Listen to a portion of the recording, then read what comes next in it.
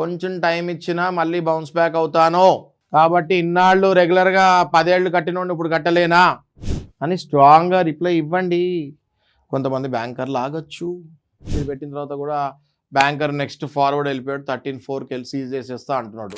వెంటనే అడ్వకేట్ని తీసుకెళ్ళి అది పట్టుకొని 10 ఏళ్ళు నేను సరిగ్గా కట్టాను, 2 నెలలు 3 నెలలు టైం ఉంటే నేను ఖచ్చితంగా కట్టాను, బ్యాంకర్ తప్పు చేస్తాడు, నాకు కొంచెం కూడా టైం ఇవ్వట్లేదు, స్టే కావాలి, నా ఇల్లు సీజ్ కాకూడదు, నాకు స్టే కావాలి మహాప్రభు అని వేడుకుంటే ఖచ్చితంగా స్టే ఇస్తారు నాగరాజు గారు. స్టే ఇచ్చినప్పుడు కొద్దిగా అమౌంట్ కట్టమంటారు. దయచేసి మీరు ఆ అమౌంట్నైనా అటు ఇటు వెళ్ళి పోగు చేసుకొని మీరు కడితే మీకు కొద్దిగా టైం వస్తుంది. ఆ టైంలో మీరు వన్ టైం సెటిల్మెంటో లేకపోతే లోక్ అదాలత్కో వెళ్ళి బ్యాంకర్ తోటి మేము వేడుకొని వన్ టైం సెటిల్మెంట్ ఏదైనా చేసుకొని ఆ ప్రాపర్టీ వేరే వాళ్ళకి అమ్ముకుంటామో లేకపోతే మీ వేరే ప్రాపర్టీలను అమ్ముకొని బేసిక్గా లాస్ కాకుండా మీరు ఆ ఇంటిని కాపాడుకోగలుగుతారు. లేదా ఆ ఇంటి మార్కెట్ వాల్యూని పొందగలుగుతారు. మీరు మార్కెట్ వాల్యూ ₹1,00,00,000, లోన్ 30 లక్షలు, 70 లక్షలు ఎందుకు లాస్ అవ్వాలి? మార్కెట్లో అమ్ముకోండి, ఆ 70 మీద తీసుకొని 30 బ్యాంకు వాడికి ఇవ్వండి.